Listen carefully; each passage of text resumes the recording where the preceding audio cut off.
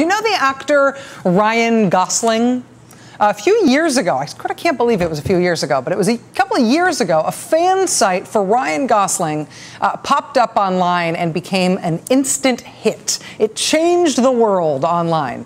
The site had kind of a profane name that I will not repeat here, but needless to say, it specialized in photos of Ryan Gosling looking very handsome, and those photos were paired with sweet and funny taglines superimposed over the photo as if they were word bubbles, things he was saying. So, like this one where Mr. Gosling says, "Hey girl, I was just thinking about how awesome you are." Or this one, "Hey girl, I heard you like saving the environment and gas money, so I got a hybrid." This one, "Hey girl, I heard you like beards, so I grew one last night."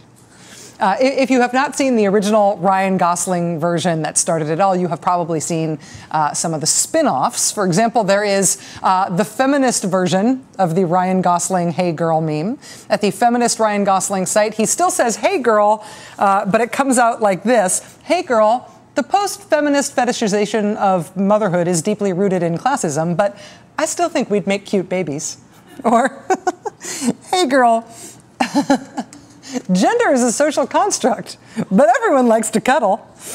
Or, "Hey girl, you built a room of your own and a room in my heart." The Ryan Gosling "Hey girl" meme has even intersected with other internet memes over time. Like, remember the texts from Hillary thing from earlier this year? See at the bottom there, Hillary Clinton text message conversation, her texting from that badass military plane. So her text message conversations are imagineered onto a photo of her on that military plane. And here's the one with her and Ryan Gosling. Ryan Gosling texts her, "Hey girl," and she responds, "It's Madam Secretary." There's also a Ryan Gosling "Hey girl" meme for librarians. There's one for museums. There's one where he specifically talks only about how much he loves National Public Radio. But the "Hey girl" thing has spread even beyond Ryan Gosling. Wisconsin Congressman Paul Ryan has been the subject of a "Hey girl" fan site since roughly April. On the fan site, he is shown saying funny things about the budget while looking cute. But now that Paul Ryan is not just a congressman from Wisconsin, now that he is the presumptive Republican nominee for vice president, now Paul Ryan's "Hey girl" meme has gone a whole new direction. As in, "Hey girl, you're pretty fine, but fertilized eggs should have more rights than you. XO Paul Ryan." Or, "Hey girl, got birth control? Not for long. XO Paul Ryan." Or, "Hey girl, I'm the last choice you'll ever be allowed to make. XO Paul Ryan." Or this one, "Hey girl, I'm from the 1970s, but my ideas about your body are from the 1950s. XOXO Paul Ryan." "Hey girl, you'll love my choices for your body. XOXO Paul Ryan." The folks behind the new "Hey girl" Paul Ryan website made themselves known at a campaign event for Congressman Ryan today in Colorado. They made themselves known by way of an airplane trailing a banner behind it. CNBC's Ayman Jaffers noticed it during the event and tweeted a photo of it. It's a little hard to read at this distance, but the banner being towed behind the airplane says, "Hey girl, choose me, lose choice. P. Ryan." But there's even more to the Paul Ryan Gosling mashup internet meme right now. There's now a Twitter account registered to Paul Ryan Gosling.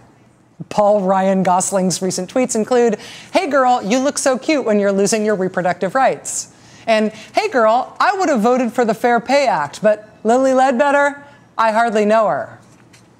At his event today in Colorado, the same one with the airplane towing the "Hey girl, choose me, lose choice" banner, the same one with that banner flying past, the folks at Politico.com got word of a Paul Ryan-themed prank at the event. You had to submit your name in order to get an admission ticket to the event. An admission ticket for the event was issued to somebody who said their name was Fertilized Egg. See, there it is on the ticket. Name of attendee, Fertilized Egg. And if you look at who ordered the ticket for Fertilized Egg, it says the person who ordered the ticket was Fertzy Eggers. What all this is about with Paul Ryan is this. The whole idea of Fertzy Eggers, the whole idea of a fertilized egg being declared a person for political purposes, really has special resonance in Colorado, where this event was today. The personhood for fertilized eggs idea is the ragged, radical edge of the anti-abortion movement in this country this year. Declaring a fertilized egg to be a person is a way to not just crack down on abortion rights, but to criminalize all abortion in every circumstance, with no exceptions, and to criminalize everything else that could conceivably affect an egg that has been fertilized. So that doesn't just mean criminalizing all abortion. It goes beyond that and likely means, according to the personhood people, it likely means criminalizing emergency contraception, criminalizing the most popular forms of birth control in the country, hormonal birth control. It would certainly mean criminalizing the IUD, which, trust me, someone you know is using right now to keep themselves from getting pregnant. It would criminalize most in vitro fertilization even, because that type of fertility treatment involves fertilizing eggs, not all of which end up being babies. And so, for example, 3 of Mitt Romney's sons, who have reportedly had some of their children using in vitro fertilization, like lots of people have, would be considered murderers if personhood passed, because using in vitro fertilization could make them murderers of eggs that were fertilized for the purpose of the fertility treatment and then did not become babies. Mother Jones published a very challenging, sobering piece on that today. Even for people who are super, super anti-abortion, the personhood thing is seen as kind of nuts. I mean, personhood is remembered as the thing that was too radical, even for the hugely anti-abortion conservative electorate in Mississippi last year, right? I mean, Mississippi voted personhood down by double digits when it was on the ballot there last fall. Even the National Right to Life Committee said that what they were trying to do in Mississippi was too radical. The National Right to Life Committee called it a waste of time. And not only did personhood lose in Mississippi in 2011, it also lost in 2010 when it was on the ballot in Colorado. And that was after it lost in 2008 when it was on the ballot in Colorado. And the reason it is such a hot issue today at the Paul Ryan Colorado event, attended by Furtzy Eggers and friends, is because it looks like personhood is going to be on the ballot again this year in Colorado, even though it has lost by 40-plus point margins there twice already. And personhood for fertilized eggs, banning contraception, banning all abortion, banning in vitro fertilization, it may be too radical for Mississippi, it may be too radical for Colorado, but the Republican vice presidential nominee this year is the guy who sponsored personhood for the whole country. Paul Ryan co-sponsored a national ban on contraception, on all abortion, and on in vitro fertilization. When Paul Ryan was on Meet the Press back in February, David Gregory asked him whether the Republican Party was maybe focusing too much on contraception. Maybe that might hurt them in November. Paul Ryan's answer to whether he was concerned about that was no. These last couple of years have seen a really big rollback of American women's reproductive rights. And it's been a departure from just the constant fighting about abortion that has always been happening at some level in our politics. Over the last couple of years, Republicans have been fighting issues that everybody thought were settled, even as we kept arguing about abortion. I mean, they've been rolling back rights over these last couple of years that American women had been taking for granted at this point. It's not just regulating abortion, it is banning abortion at certain time periods and not allowing exceptions for rape victims and incest victims, something that 9 states have done over the last 2 years, going after rape victims and incest victims. It's voting to get rid of the entire federal family planning assistance program, Title X. It's voting to defund Planned Parenthood, to block women from getting cancer screenings and checkups and birth control. It's fighting against access to contraception. It's not just regulating abortion here and there. It's wholesale efforts to shut down access to abortion altogether with targeted regulations. It's no exceptions for rape and incest. It's rolling back access to contraception. These last couple of years, the Republicans have been more active, more aggressive, and more radical on this issue than at any time since Roe versus Wade was decided. And they have been successful at what they've been trying to do. Last year, Republicans passed a record number of new abortion restrictions in the states. They enacted 131 new anti-abortion laws just since the 2010 elections. It is unprecedented in the history of legal abortion in this country, and it has had a material effect on women's lives.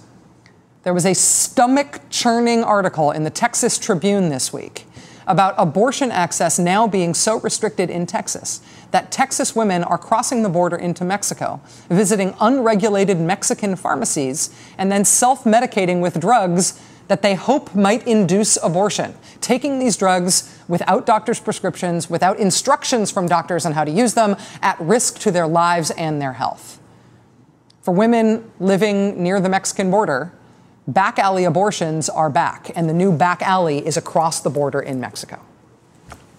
But even as Republicans have been able to go farther in restricting these rights now than at any time in the last 40 years, there have been some things that are still just a bridge too far, like the personhood thing, for example, right? The personhood thing came nowhere near passing, not even in Mississippi. It was too far. We talked on this show last night about how Republican candidates in Colorado this year, even the ones who supported personhood the last time around, they are sprinting away from it as fast as they can this time around. They can read the polls. They know personhood is a bridge too far. The other thing that has been a bridge too far is the idea of forced ultrasounds. Forced ultrasounds is something that Republicans actually did get passed last year in Texas and this year in Louisiana and Arizona and in Virginia. But not until in Virginia there was a national furor over it. And that gave Virginia Governor Bob McDonnell's national profile a national profile that scuttled any chances he had of being picked as Mitt Romney's vice president. A Washington Post column back in February talking about how he fell off the shortlist for vice president because of the ultrasound fight he got himself into in Virginia. Assuming that the Republican presidential candidate is Mitt Romney, it would be much harder for him now to tap Governor Bob McDonnell as a running mate. The two of them would immediately have to devote time to defending the ultrasound bill.